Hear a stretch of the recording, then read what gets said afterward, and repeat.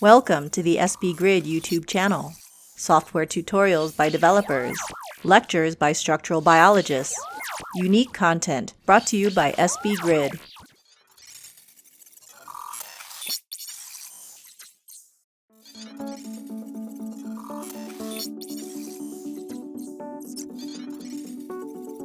Hi, everybody. This is Jason Key from SB Grid in Boston. Thank you for joining us today. This is the first of the 24-25 webinar series. So be sure to check out our lineup. It's online. It looks, I have to say, pretty awesome. We're kicking it off with Qubit today, which is great. Next month, November, we've got Pablo Phone from the Phoenix Group talking about machine learning accelerated quantum refinement of protein structures. So plenty of machine learning stuff coming up for the whole rest of the session, but not all. So we've got Chan Zuckerberg Imaging Institute. We've got some tomography software. We've got a talk from Schrodinger. We've got more machine learning AI-based methods from DeepMainMast and out of Purdue from the Kihara Lab, Dragon AI from Ellen Zong from Princeton. We've got 2 more slots open. We've got invites out. And if there's titles you want to hear about, there's things you want, software you want to hear about, reach out, let us know. We will reach out to developers and try to fill in those gaps. That said, we do have some invites out, so we'll see what happens. I am never opposed to adding more webinars. If there are titles that you want to hear more about and we can fit them in, and developers are willing to jump on and give a webinar, I'm always willing to host and make that happen. So with that, it is my pleasure to welcome Stephanie Wankowitz. So Stephanie recently established her own group at Vanderbilt. She is the developer behind QFit. QFit is a tool for determining multi-conformer structures in high-resolution X-ray crystallography and cryo-EM data. So Stephanie, go right ahead. Well, thank you so much for having me. I'd say, one of the key things that we were trying to do in my last year when I was at UCSF was making sure that we got QFit into SB Grid, mainly because, us and everyone else around us, just use it so much. And is sort of our mainstay for, what is sort of up and up in the methods that we should be using in structural biology. So I'm really excited to be here and chat with this community. So just to get us out of basis, I don't think that I need to give this audience too much of a background on this, but that proteins are incredibly dynamic molecules, and their ability to move and access multiple different states allows them to do functions. But so often in structural biology, we reduce these multiplicity of states into one singular state. And the state is usually averaged. It gives us a lot of information, but it really gives us very little information about dynamics.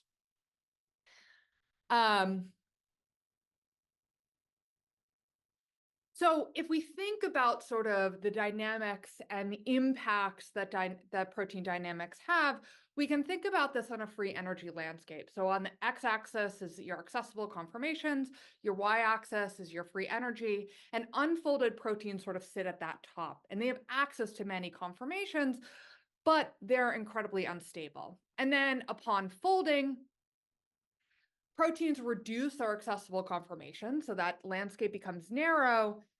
But a lot of times what we do to a folded protein in its native state is that we're just modeling one singular state. But based off of this free energy diagram, we know that proteins don't exist in a singular state.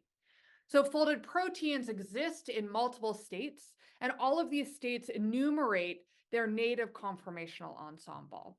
And when we think about this, single static structures really don't represent this. It's really, we need something that's describing the dynamics of proteins within this very folded state. But how do we get there?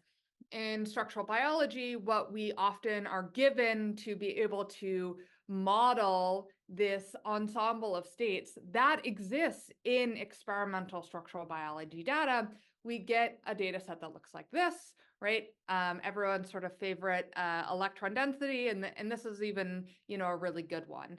And so for us to accurately model these states, we have to fit in between overfitting this data and fitting the multiplicity of states.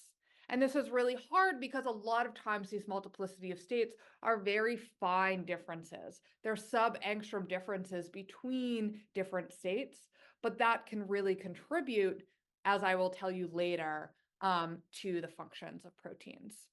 And so to be able to do this, we really need to think about modeling two types of heterogeneity.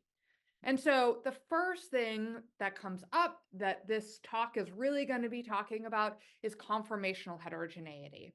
And this occurs when some component is in multiple positions. So if you look on the left here, this is representing all of the data that we're collecting in an X-ray or a cryo-EM structure. And then it gets ensembled, averaged into real space. And our role really is to be able to distinguish between these two different conformations. The other type of heterogeneity that can occur is compositional heterogeneity. And this occurs when components are partially occupied or they're only there. So looking again, on this side, we can see that this ligand represented by this diamond shape is only in some of the proteins.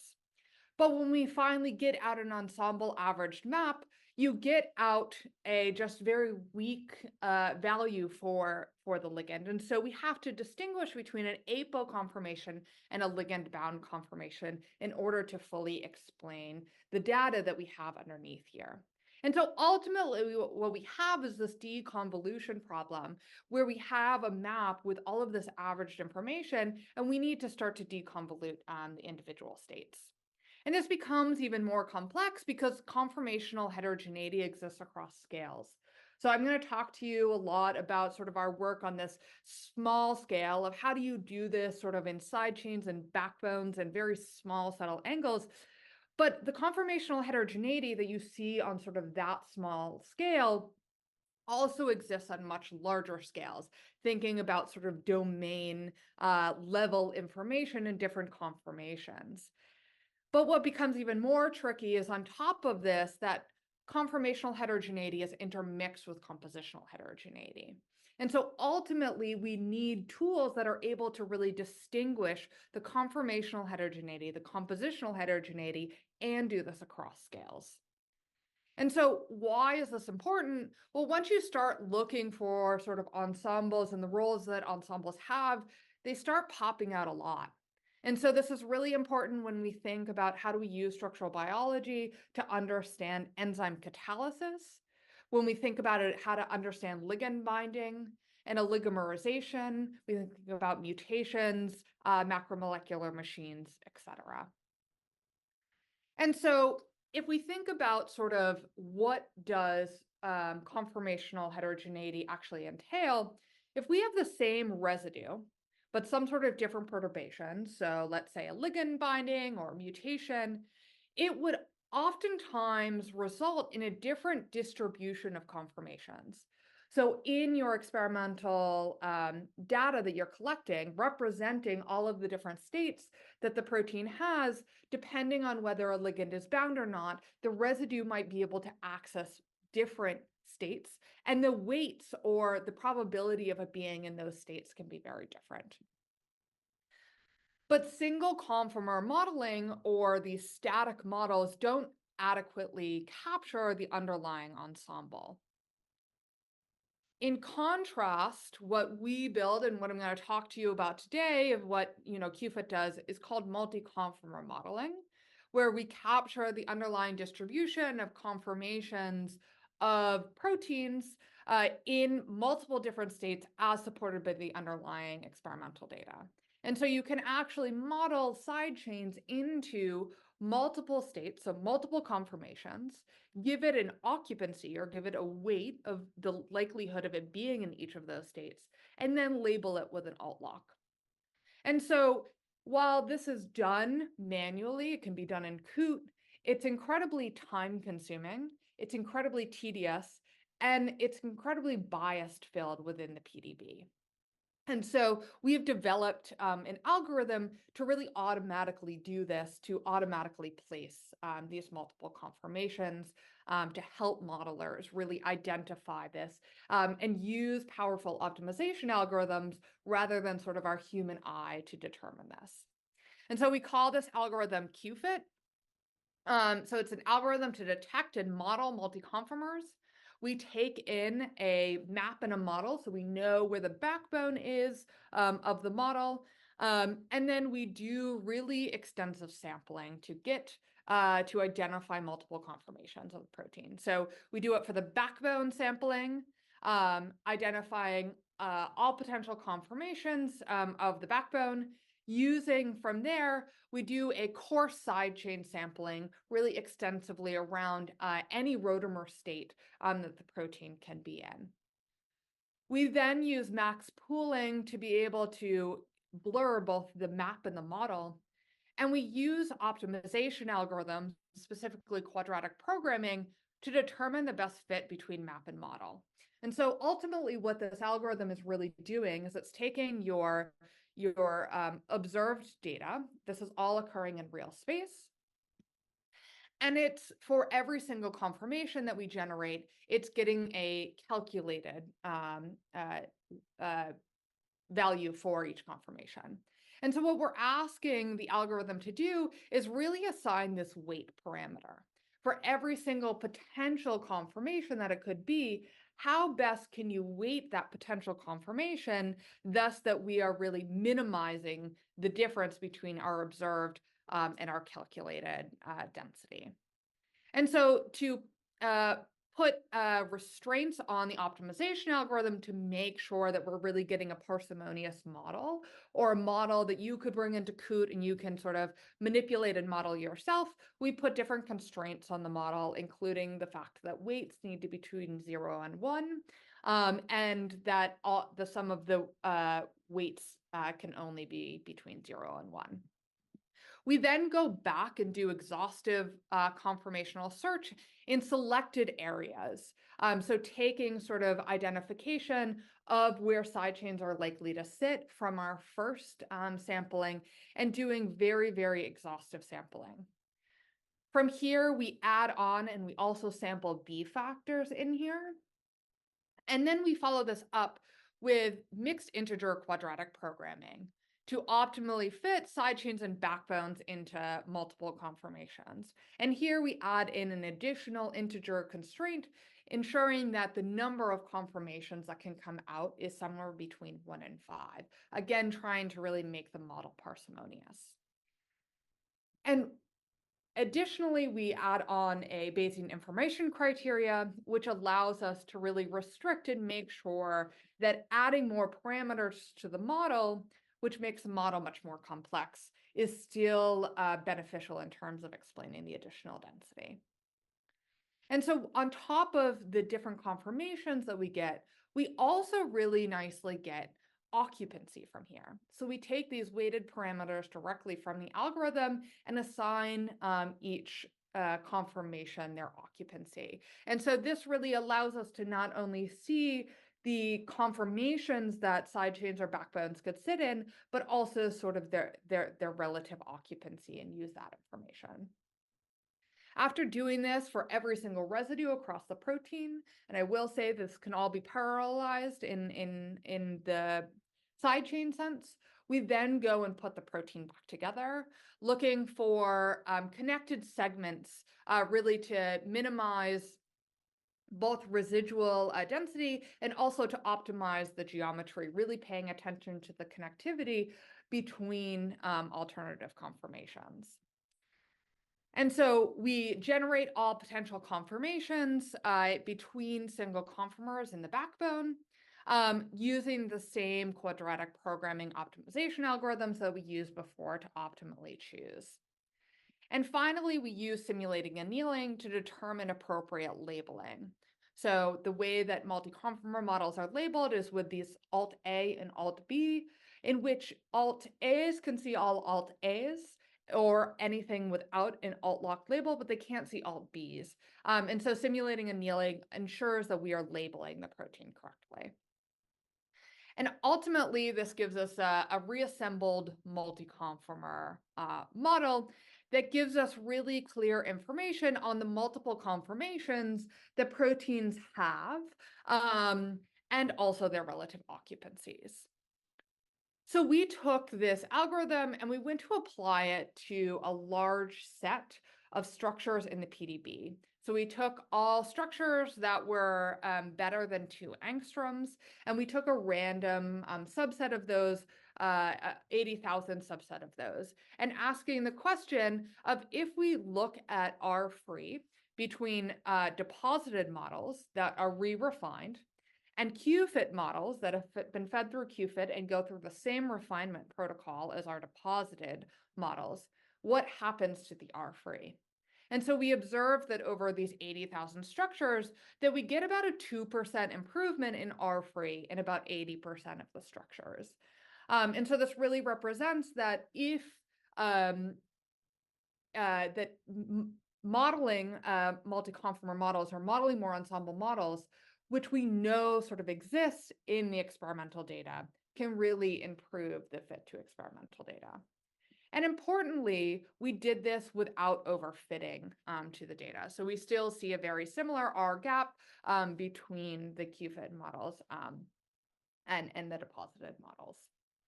So just to visualize sort of what we're able to see in QFIT, it can find sort of what I call sort of hidden alternative conformations. So for those of you who are familiar with X-ray, you might notice and see that this leucine down here has, very clearly unmodeled density, which is represented by this green blob, with any red blob representing density that is over-modeled. But we also are identifying much more subtle conformations, such as in this phenylalanine, that would be much more difficult to piece out by eye. And on top of that, right, we're eliminating the bias and really the work that an individual modeler has to do. On top of identifying these alternative conformations, we showed that QFIT usually improves the overall model geometry of models. So this is looking at the Molprobity score. In green on the top is your deposited models that are re-refined. On the bottom is QFIT. And we see a nice left shift with QFIT.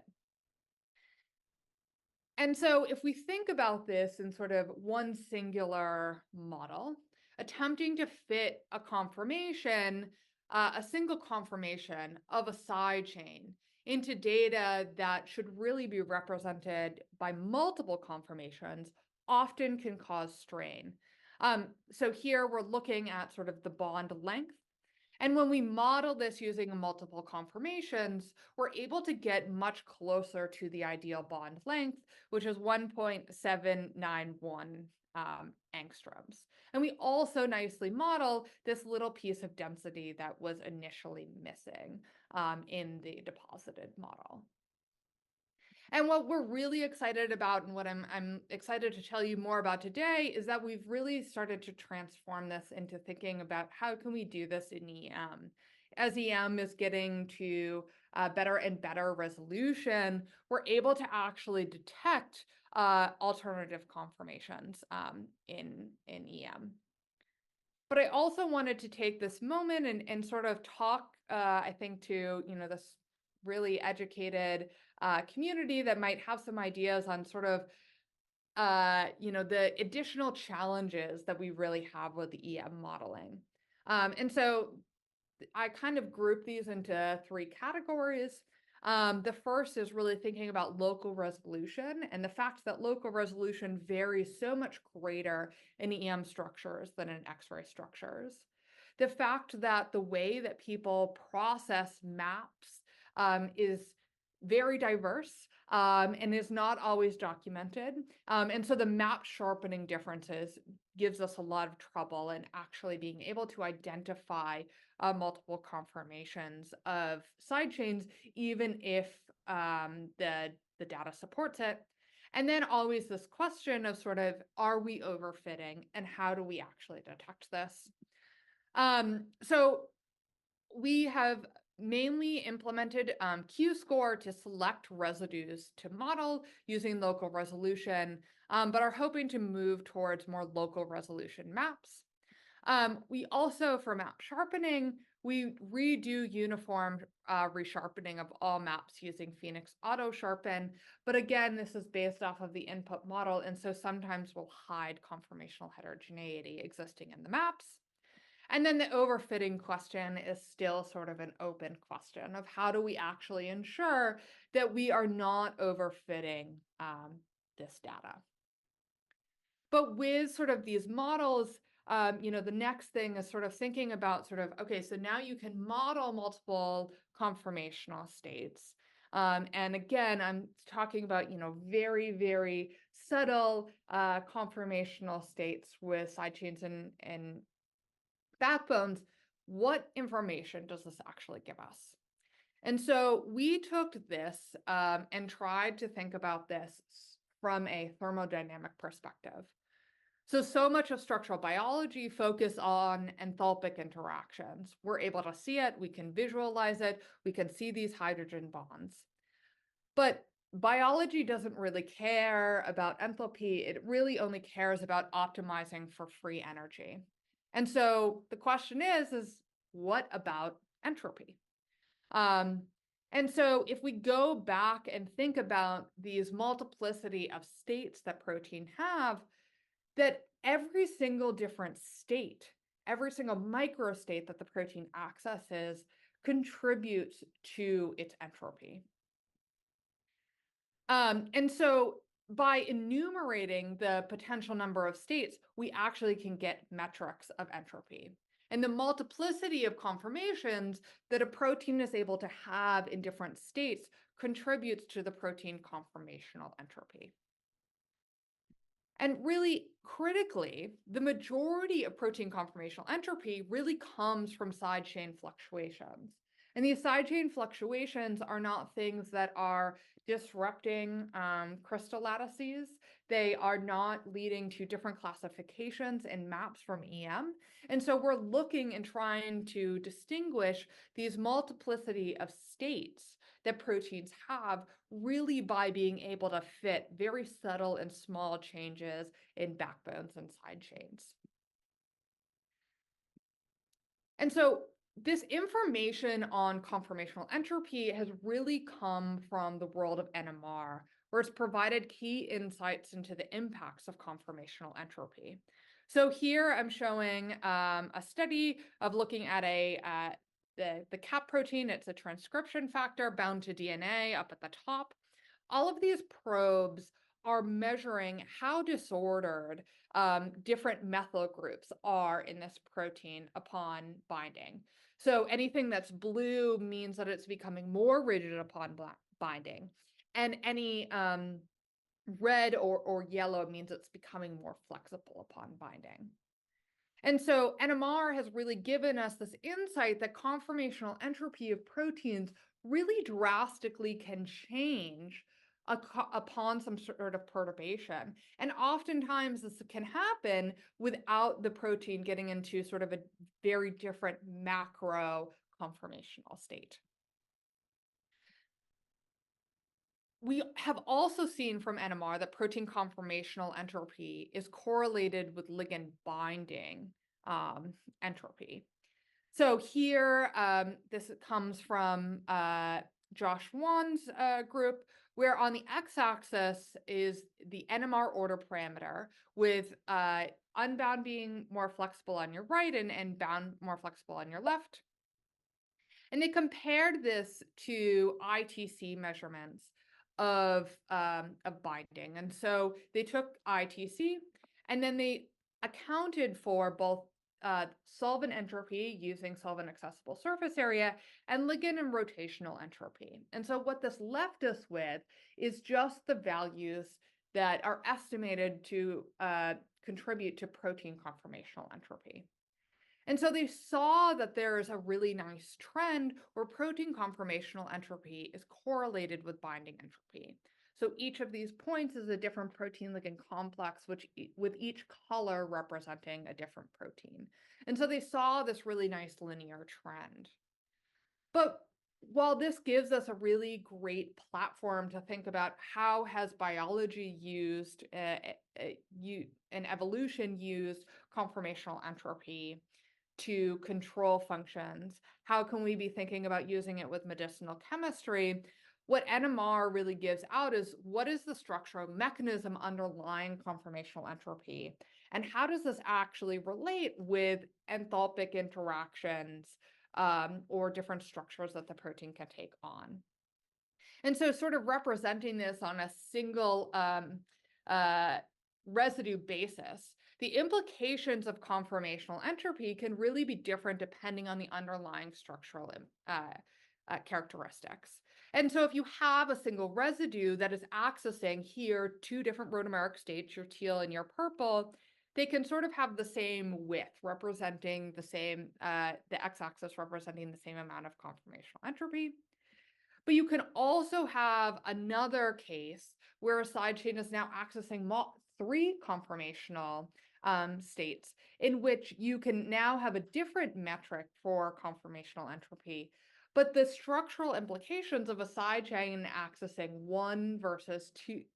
two versus three rotameric states can be really different when we think about sort of how is it interacting in terms of making or breaking interactions with water molecules around it, making or breaking hydrogen bond interactions with the rest of the protein, etc. And so to move us forward, what we were really excited about is that we can translate these NMR methyl side chain order parameters, which report on disorder and entropy, into X-ray crystallography, asking if multi-conformer models can actually give us metrics on how side chains are moving, but it also gives us really explicit information on exactly their structures. And so using multi-conformer models plus B factors, we can estimate the order parameters very similarly to what is done in NMR and approximate entropy. And so we took this metric and we asked the question of what happens when a ligand binds to a protein. We took a really stringently matched protein structures with bound and unbound pairs, and this allowed us to really isolate changes that are occurring due to a ligand binding. And so what we observed is that protein conformational entropy changes upon ligand binding, with areas becoming more or less flexible.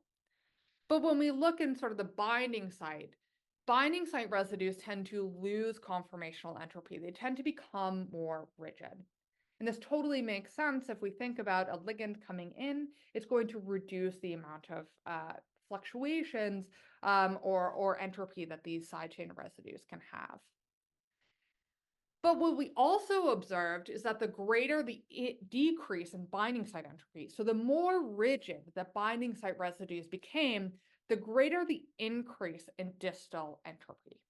And so we talk about this as sort of a redistribution of entropy. And we think about this sort of from a free energy perspective. So almost always binding sites have to pay some sort of entropic penalty to be able to bind their ligand or another protein.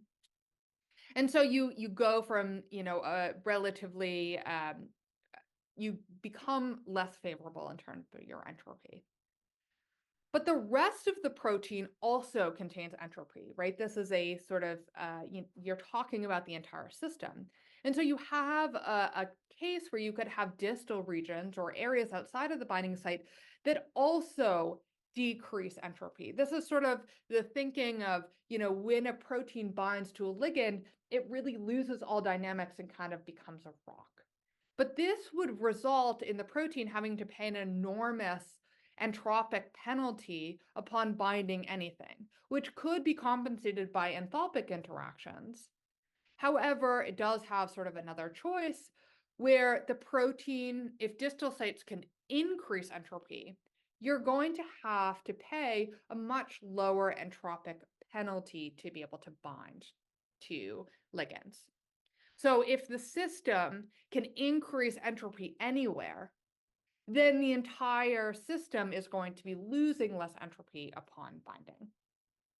And so we took this and we looked at sort of specific subsets of structures, asking questions of, do we see sort of patterns of where conformational entropy increases or decreases relative to the binding site? And so we did this with CDK2. It's a cyclin-dependent kinase involved in cell cycle. And so on the rows, you have different PDBs with different ligands. And in the columns, you have different residues. Again, red are ones that become more flexible upon ligand binding, blue less flexible upon ligand binding. And so very immediately, we saw some repeating patterns of residues that become more or less flexible upon binding. And we had this one pattern that stood out to us. And so in almost all of the structures, this area became a lot more flexible upon binding. And so when we mapped these residues to the structure, they mapped to the activation loop, which we call sort of a reservoir of entropy upon binding for type 1 inhibitors. But you may have noticed that there were a couple of rows that didn't have this sort of great increase in flexibility, and those were all type 2 inhibitors. But what really gets me excited for the future and thinking about how can we think about sort of evolution and medicinal chemistry using this is that ligands have unique conformational signatures. And so we took this very similar analysis, but we actually asked, can we do a very similar thing in high resolution EM structures? So we went to this data set that comes out of Basil Gerber's lab at ICR London and asked a very similar question. Here, they were looking at very high resolution structures of this CAC complex with different ligands bound, different potential inhibitors bound. And we wanted to ask the question of across this major complex, this very large complex, do we see patterns of conformational heterogeneity changing? And so just to walk you through sort of the, what this complex is doing, this is the cyclin activating kinase in which for like we were talking about with CDKs, they have to be bound to a cyclin to be active. But this CAC complex actually comes in and phosphorylates every other cyclin. And so it's sort of a master regulator of cyclin-dependent kinases. And it's a very hot target in cancer. And so using, looking at this structure, we wanted to ask questions of how conformational entropy changes upon ligand binding. And so we had all of these different ligand-bound structures to really go in and ask the question.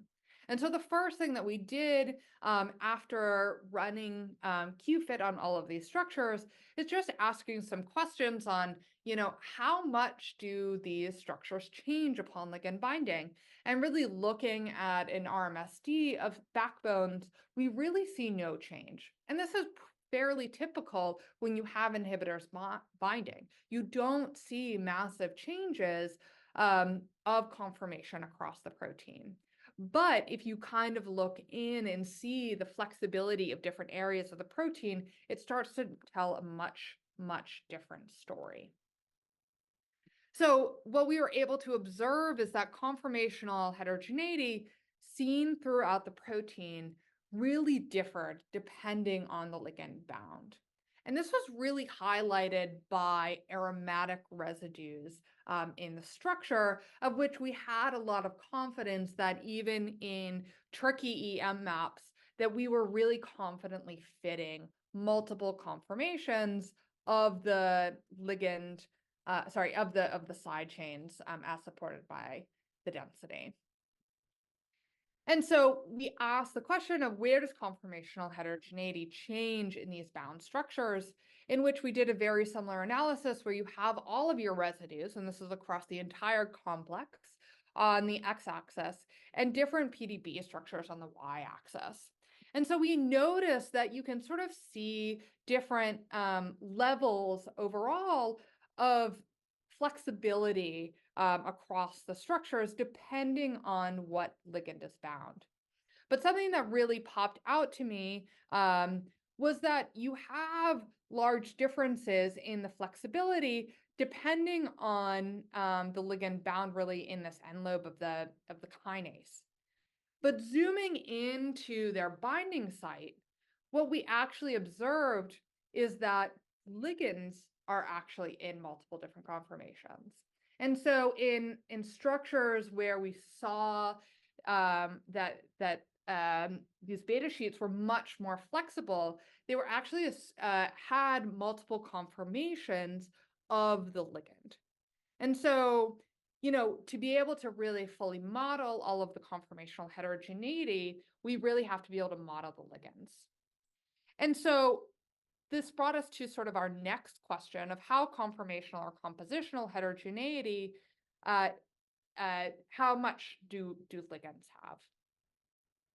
And so this work was really led by a phenomenal research assistant who I worked with when I was in Jamie Fraser's lab at UCSF, Jessica Flowers. And she really took on the question of asking, how do we actually model ligand conformational heterogeneity? And so this is, I'll highlight this seminar happened at a great time. We just published this in bioRxiv, and I think just last week updated the version on SB-Grid that captures this QFID ligand modules being able to model ligands in multiple conformations.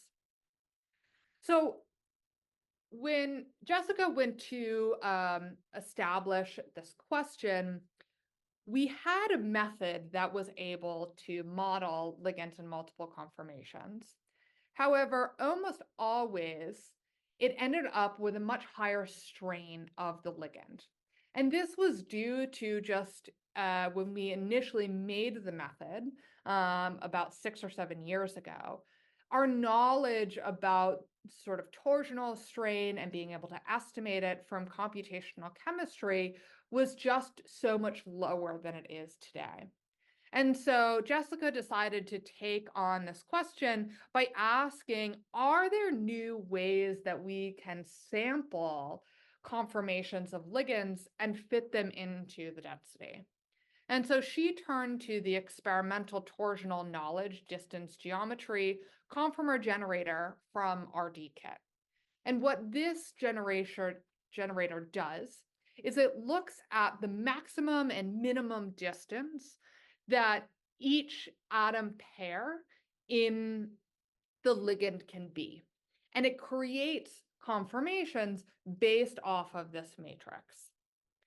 But because we were not just dealing with sort of any conformation that the ligand can sit in, we needed to constrain sort of our search based off of the structure. And so we constrained the search for conformations through a couple of different methods. So the first is looking at terminal atom restraints. So restraining terminal atoms, but allowing the rest of the ligand to access and look for different conformations. We looked for long branch restraint. So this is when the ligand has sort of one really flexible or really long branch of side chain branch. And then we also did blob restraints, really restraining the conformations within the ligand binding site.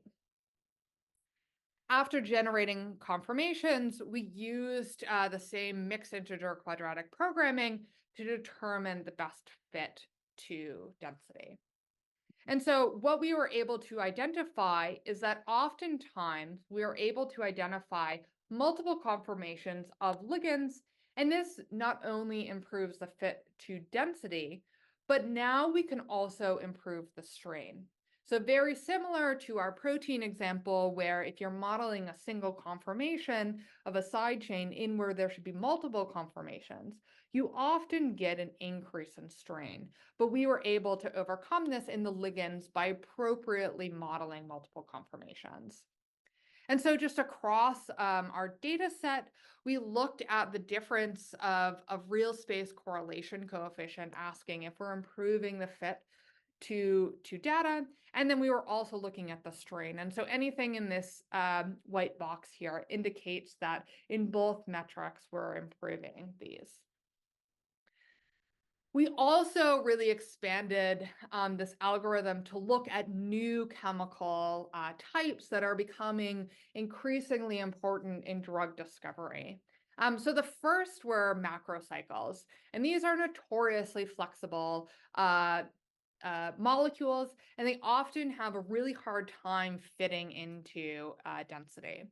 And so we took this on with our new sampling algorithm and asked if we can actually improve macrocycles fitting into electron density, oftentimes improving the strain and also improving the fit to experimental data. And importantly, while there are other algorithms that can fit multiple macrocycle states, we tried to make this very parsimonious so that a modeler can bring this into Qt and you can slightly tweak it as necessarily, but it's at least giving you that key head start to be able to model multiple conformations of the macrocycles. We also took on thinking about how do you model in fragment screening. So high throughput fragment screening is becoming really effective for drug design. This is showing all of the ligands that Dr. Galen Corey from Jamie Fraser's lab at UCSF has modeled in or collected data and modeled into the SARS-CoV-2 macrodomain. And so what this really presents is this new area where we are really having to establish new models that we can not only collect X-ray crystallography data in very high throughput, but how do we actually process this data? And so the next step on top of sort of protein modeling is that we had to be able to model fragments and ligands that are being collected in soaking experiments and high throughput X-ray experiments. But the issue is that most fragments and most ligands that are collected through these soaking experiments have very low occupancy. And so what Nick Pierce has done that has really fundamentally changed our ability to fit these fragments and ligands into in low occupancy is by creating these event maps in which you take a set of mixed, you take a set of your bound structure and then a set of your apo structures, and you're actually able to deconvolute what is sort of the protein structure and water molecules around, and what is sort of your event or your ligand. And so we took these maps and we asked the question of, could we fit multiple conformations in here? And so what we did using the Panda maps or these event maps is that we can reveal multiple ligand conformations. So looking here in multiple structures, and these are all fragments that were bound to that SARS-CoV-2 macrodomain, we showed that we can automatically identify multiple conformations of the ligand, and at times also reducing the strain and almost always improving the fit to experimental data. And so this gives us a lot of flexibility in terms of integrating QFit ligand into these high throughput conformational or X-ray collection data sets.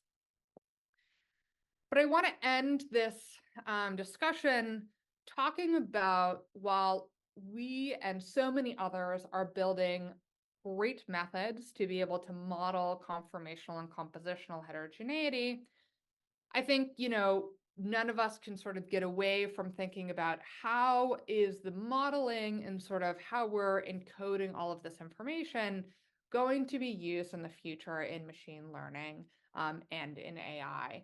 I was hoping maybe that the chemistry award was coming out today. And we'll see if the Nobel Committee decides to um, do two AI methods in 1 year. But I think we all know sort of, the enormous breakthrough that AlphaFold has given us, and that the next real big breakthrough is really going to be thinking about conformational ensembles.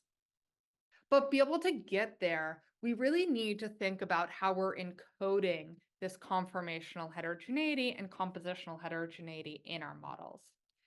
So the current encoding of conformational heterogeneity is really poor. So for the most part, what we have are just these alt-lock labels in which we can label positions of side chains or backbones or ligands into multiple states. And when you have something simple like this, we can label it relatively well.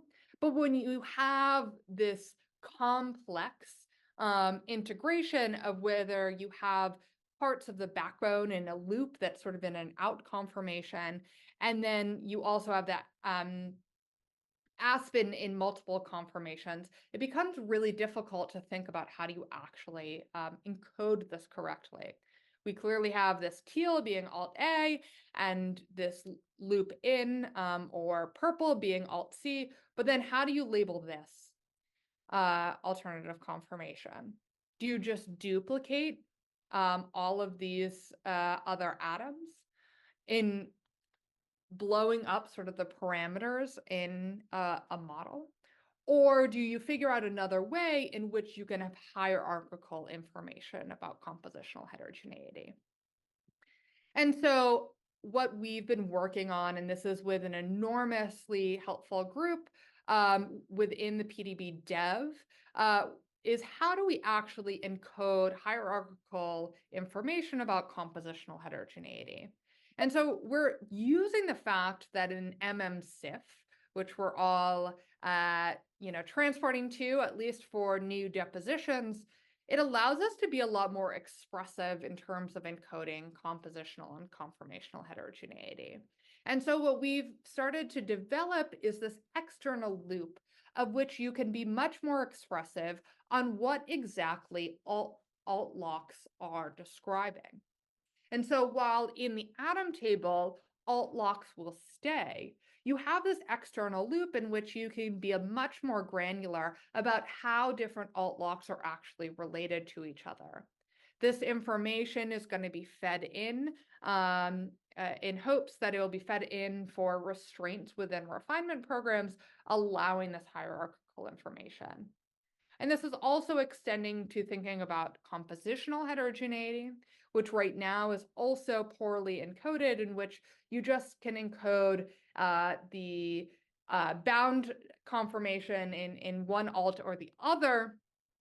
But unless sort of you're the modeler, or unless you're sort of reading the paper or reading the header of the PDB, and you're lucky, you don't always necessarily know what Alt A and Alt B means in compositional heterogeneity. And so what our model does is allows us to not only think about conformational heterogeneity, but compositional. And so how exactly are Alt A and Alt B, what does it actually mean? And importantly, what all of this expressiveness will also give us is abilities for machines to easily read and interpret this. So with that, I will end. Jessica Flowers did really all of the ligand work. Again, PDB dev and Basil. This is the QFit team. And I just opened my lab about 2 months ago at Vanderbilt, and we are recruiting postdocs if the modeling or entropy is of any interest to anyone. And with that, I'll take questions. Fantastic. Thank you very much.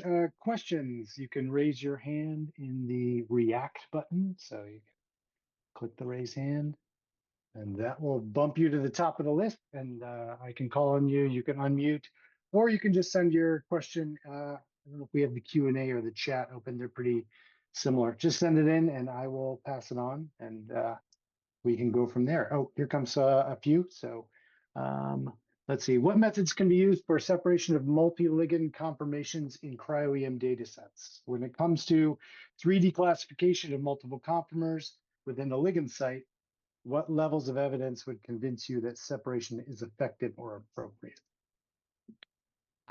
So I'm going to repeat the question to make sure that I am understanding it correctly. So if there are multiple conformations of a ligand, where should you basically be separating a map versus modeling in multiple conformations into a single map? If whoever's, is that what you're getting, Jason? Yeah, methods for separation multiple when it comes to 3D classification of multiple conformers within a ligand site. Okay, so we're classifying 3D. We're doing our 3D classification of a ligand binding site. What level of evidence would convince you that separation is appropriate? Like, where are your thresholds? Yeah.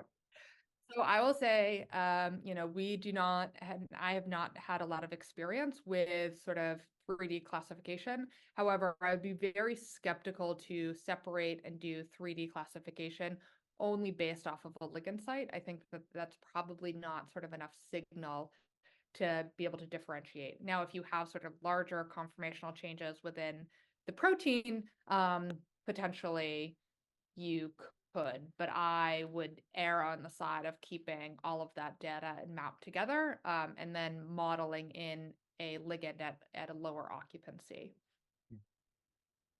All right. Great. Second question here. It's actually two questions, kind of practical stuff. QFIT's Rotamer library, is it the same as COOT, which I think is the same as maybe CCP4? And then second question, resolution map quality cutoffs.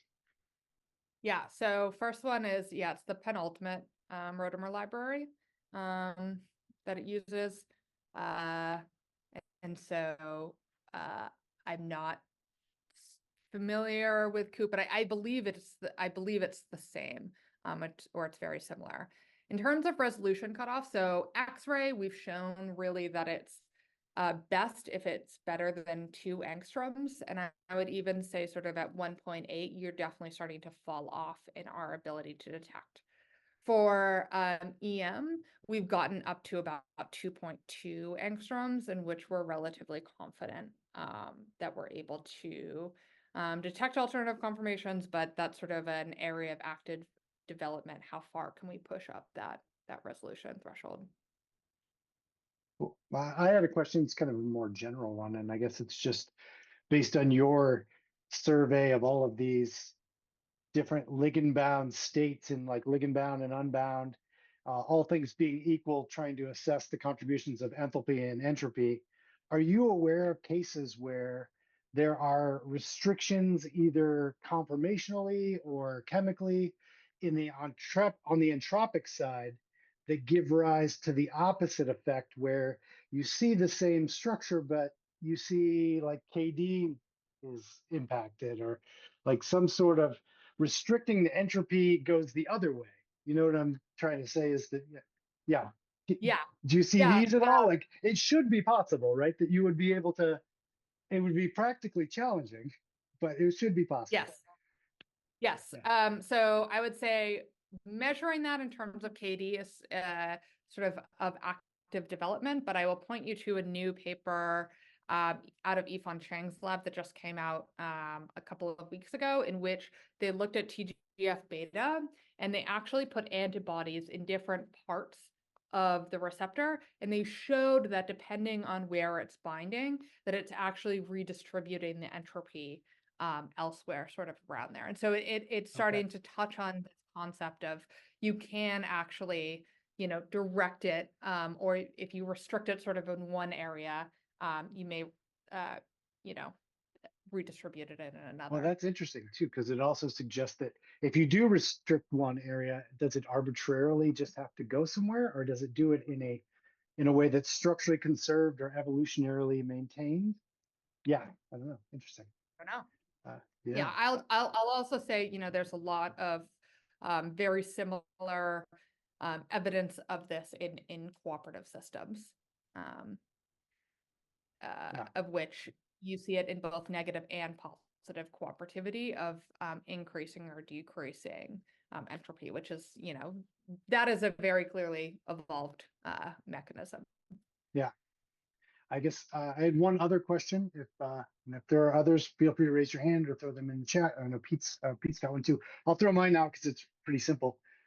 You showed that methionine, and I've seen that methionine in a bunch of my structures where you're like, this silly methionine has clearly multiple conformations, and it's like, can you identify those kind of like that geometry, that bond is just always going to be wrong. You scan the PDB and you see it over and over and over again. Yeah, we haven't thus far, but we are thinking about sort of how do we think about, our knowledge-based, energy functions, and how are they sort of biased by, are there certain bond lengths or bond angles that are notoriously, outliers in the PDB, and sort of how do multi-conformers sort of improve these. But we haven't looked at it yet. Yeah. Pete, go ahead, and then Oliver will be next. First off, thank you. That was a very cool talk. And advanced apologies if this question is not fully coherent. But could you talk a little bit about the convexity of the target function when you're switching back and forth between quadratic programming and mixed integer programming? And is that something that biologists using QFIT should be worrying about, or is that just its limited convergence radiance? So I wouldn't worry about it. We do get some non-convex errors in the mixed integer quadratic programming, which mainly comes up when we start sampling for B factors. And what we've identified is that it really has to do with the fact that the conformations, or sort of the solutions that we're asking the algorithm to determine, are so close together that it's having this sort of non-convex issue. And so what we do is we just sort of systematically remove very close conformations together, come up with a subset, and then feed that back in. But hopefully sort of that catch, it will give you sort of a warning if it's done that too many times, in which, you may think that we've probably not, the worst thing is that we won't model an alternative conformation that's there, but it's built to sort of catch for those issues. Cool. Thank you. I'm going to click this Ask to Unmute button, Oliver, and I think you should be able to unmute yourself. Yeah, go ahead. I certainly Go could. ahead. Thank you. Great talk. I'm more interested in sort of like modeling, sometimes in the PDB database, you see some missing residues, but I would assume they probably come with some density information there. Would the QFIT method be able to, fill in those missing residues for us to come up with sort of like a more complete structure? Yeah, that would be great. Or how the method is sort of built now is that it's dependent on at least backbones being there for us to start sampling. But it has been thought of like, should we sort of, how do we build sort of, loops sort of in areas, and how do we actually sit, because not all unmodeled density is loops, but right, it's generally sort of really poorly modeled or really flexible systems, and how do we actually tackle that? But right now we don't have a great solution for it. Gotcha, but yeah, it's still a very cool method because I've been interested sort of in modeling the sidechain entropy before myself, and your method is definitely like very, very interesting. So I'll be trying, and I'll probably like follow up with some emails to follow up the discussion. Thank you. Great. Wonderful. Great. Well, we're getting close to the hour here. So with that, Stephanie, thank you very much. That was a fantastic talk. QFIT is super useful, very cool, pushing the boundaries on being able to model these conformational states and proteins. And I've been like shaking my fist at the protein structure prediction movement around protein dynamics and the lack of conformational that proteins are moving machines and that static models only take us so far for a while. So to see that there is some light at the end of the tunnel is pretty cool. So to get some handle on how to actually predict those things. With that, next month is AquaRef from Phoenix, Machine Learning for Protein Structure Refinement. Be sure to join us for that. And thank you again. Thank you. Take care, everybody.